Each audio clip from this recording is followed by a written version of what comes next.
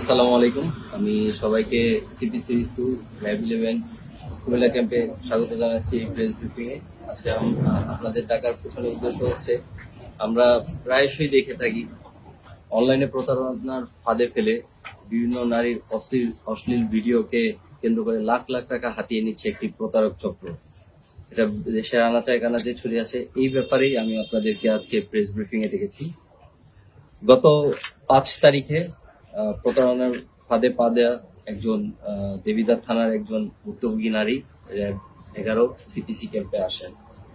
উপস্থিত হয়ে তিনি অজ্ঞাতনামা কিছু বিবাদীর নামে অভিযোগ করেন যে বিবাদীরা ভিকটিমের টিকটক আইডিতে নক করে তার সাথে যোগাযোগ করে তাকে অনলাইনে চাকরির প্রলোভন দেখিয়ে রেজিস্ট্রেশনের কথা বলে ভিকটিমের তথ্য এবং ছবি সংগ্রহ করে ওইসব ছবি এডিট করে ভিডিও তৈরি করে ভিকটিমকে দেখিয়ে সামাজিক যোগাযোগ মাধ্যমে ছড়িয়ে দেওয়ার হুমকি প্রদান করে এবং এই হুমকি দিয়ে বিকাশ, নগদ, রকেট অ্যাকাউন্টের মাধ্যমে প্রায় 7 লাখ টাকার মতো টাকা আত্মসাৎ করে নেয়। পরবর্তীতে আরো টাকার দাবিতে বিবাদীগণ ভিকটিমের ফেসবুক আইডি হ্যাক করে এবং ফেসবুক প্রোফাইল পিকচারে তার নগ্ন ছবি প্রদর্শন করে এবং আপলোড করে।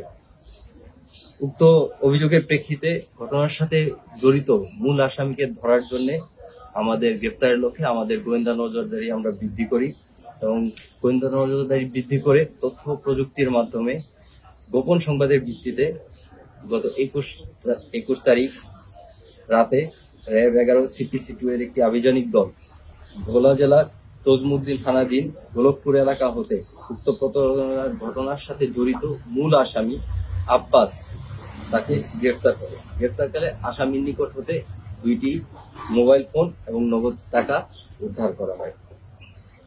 প্রাথমিক অনুসন্ধানে জানা যায় ভুক্তভোগী নারী একজন প্রবাসীর স্ত্রী, সৌদি প্রবাসীর স্ত্রী এবং গত 15/10/2025 তারিখ সন্ধ্যাবেলা আনুমানিক 7টা 10-এ প্রলোভন দেখানোর পরে সহজ সরলতার সাথে বিশ্বাসে আসামিকে ভিকটিম কিছু ছবি প্রদান করে এবং এই ছবিগুলো অনলাইনে রেজিস্ট্রেশন করার জন্য প্রয়োজন বলে আসামি নিয়ে নেয় এবং ভিকটিম একটি লিংক পাঠায়। লিংকে ক্লিক করার সাথে সাথে তার আইডি, ডিভাইস সবকিছু হ্যাক করে আসামি নিয়ে নেয়।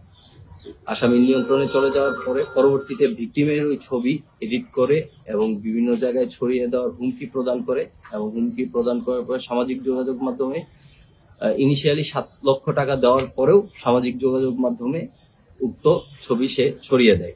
ছড়িয়ে দেওয়ার ফলে লোকলজ্জার ভয়ে ভিকটিম ইনিশিয়ালি কোনো অভিযোগ না করলেও পরবর্তীতে এই বিষয়টি পরিবারের দৃষ্টিগোচরে নিয়ে আসে এবং পরিবার পরবর্তীতে র্যাবের নিকট অভিযোগ করে। র্যাব পরবর্তীতে তাদের গোয়েন্দা নজরদারি এবং তথ্য প্রযুক্তির সহায়তায় ভিকটিম চক্রের সাথে যে জড়িত মূল আসামি তাকে ভোলা হতে গ্রেফতার করতে সক্ষম হয়। উক্ত আসামির বিরুদ্ধে পর্নোগ্রাফি আইনে মামলা রুজু করা হয়েছে দেবিদ্বার থানায় এবং উক্ত চক্রের মূল হোতা সেই তার বিভিন্ন ধরনের প্ল্যাটফর্ম রয়েছে, তার মোবাইলে বিভিন্ন ধরনের অ্যাপ রয়েছে, যে অ্যাপগুলোর মাধ্যমে এরকম অসহায় নারীদের, মূলত প্রবাসী স্ত্রী অথবা যে নারী অসহায় বিভিন্ন ধরনের সহজ সরল নারীদের প্রতারণা করে টাকা হাতিয়ে নেওয়াই তার মূল পেশা।